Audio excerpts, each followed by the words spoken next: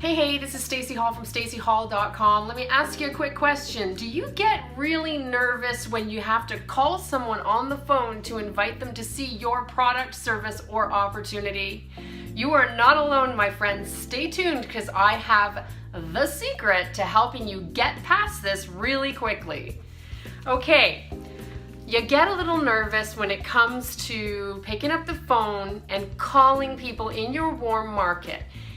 I understand. I used to get so terrified about doing this that I would often get super nauseous and really nervous before picking up the phone.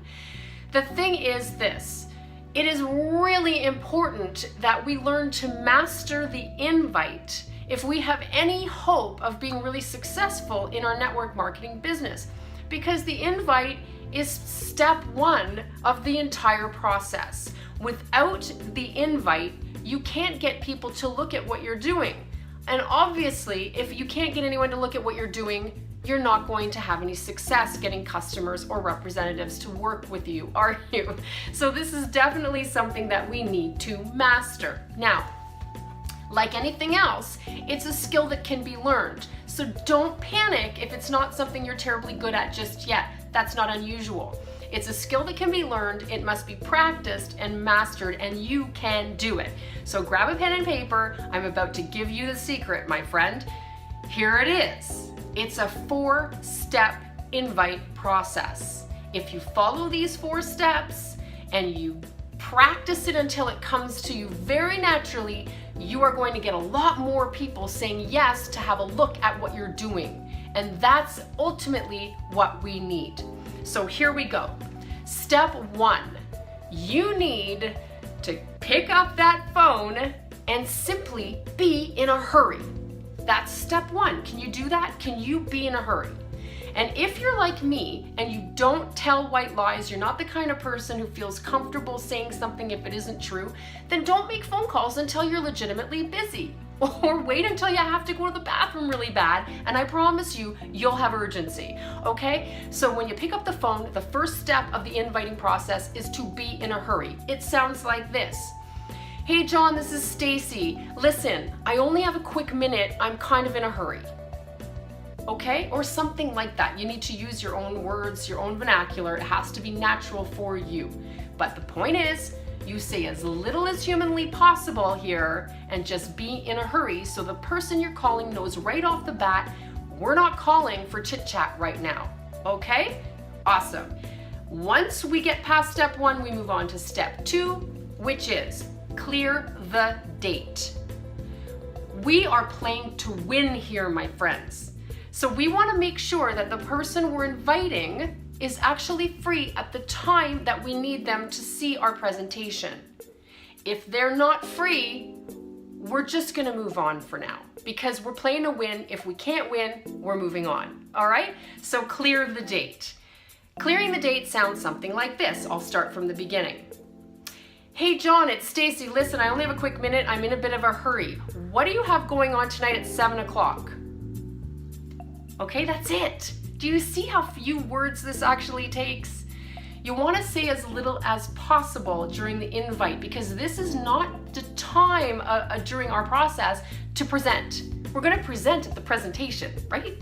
We're not presenting at the invite, so resist the urge to say too much. Here's where most people throw up all over their people, and then it gets really weird. And that's why people don't end up showing up to see your product, service, or opportunity because they know something's going on and you acted all skeevy. So don't do that. Be natural, say as little as possible, just clear the date. Okay?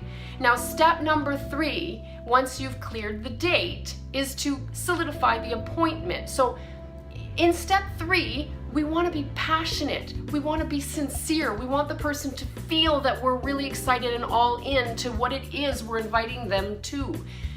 At the same time, we want to tell them what it is we expect from them. People respond to directives. Now, don't be bossy, but don't be wishy-washy. Tell them what you want them to do, and they will respond. So solidifying the appointment will sound something like this, starting from the beginning. Hey John, this is Staci. Listen, I only have a quick minute. I'm in a bit of a hurry. What do you have going on tonight at 7 o'clock? John says, I'm free. Why? What's up? Okay, John, listen, I've got something you've got to see. Okay? That's solidifying what it is that you expect from them.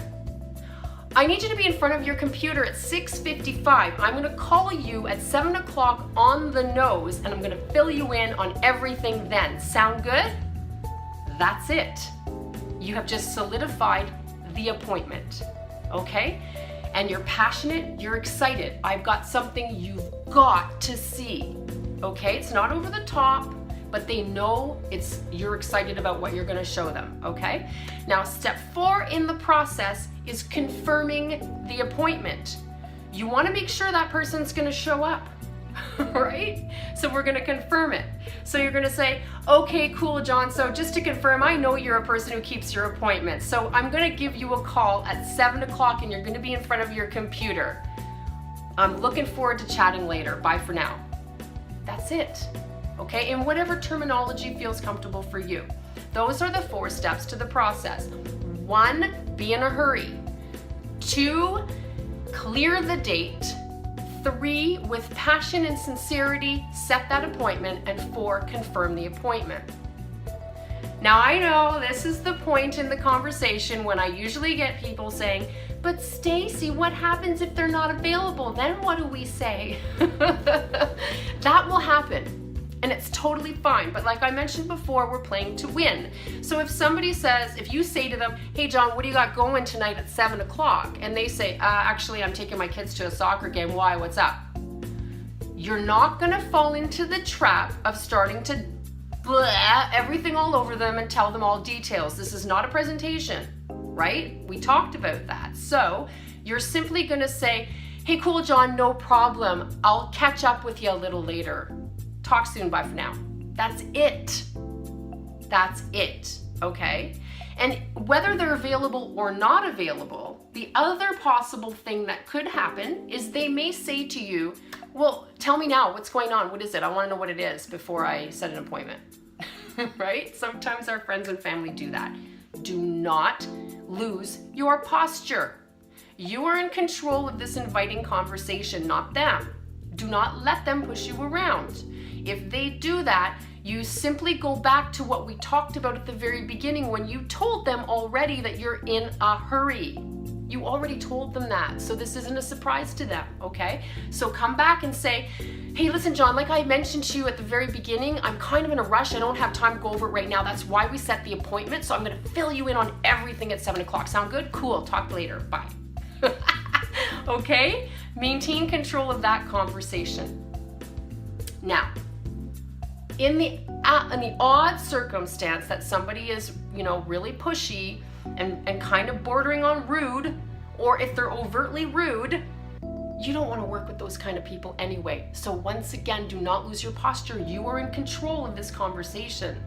If somebody treats you poorly, you take it away from them, period. You don't want to work with people like that. No negative Nellies. We don't need them. So if somebody is really pushy or rude, you just say, hey, you know what, John? Clearly you're not a fit for this. I didn't realize that, or I wouldn't have taken the time to call you up and invite you. It's pretty obvious to me you're not a fit for this. That's cool. It's been nice chit-chatting. We'll catch up later, okay? Bye. That's it. You don't need to be mean back, but you can be firm. And you should be. Have posture. You've got the gold. You've got what can change their life. You do. Okay? So know what you have and be confident and postured. If they don't see your vision, that's on them. It's okay. Not everyone's going to. They can go and live their happy life, and you can go live yours. Okay? So don't let it bother you. Just handle it with posture and move on. I hope that helped. I hope that gives you guys some clarity and maybe helps you to feel more secure when you're picking up that phone. Because the reality is, a lot of things can be done online. We love to do our marketing online, don't we? And that's fine. And texting is good too. However, nothing beats a human touch. So my advice to people typically is if you only ever communicate with somebody by text, then by all means you can use the same process and invite people by text. But if you have this person's phone number and you can call them on the phone, it's always a good idea to have a proper voice-to-voice human connection. You will have better results overall if you can actually speak to people. So please don't let fear stop you from doing that. Hope that helps you guys. Listen, before you guys go, I just want to make sure, if you haven't already, go download my Facebook Daily Game Plan Blueprint.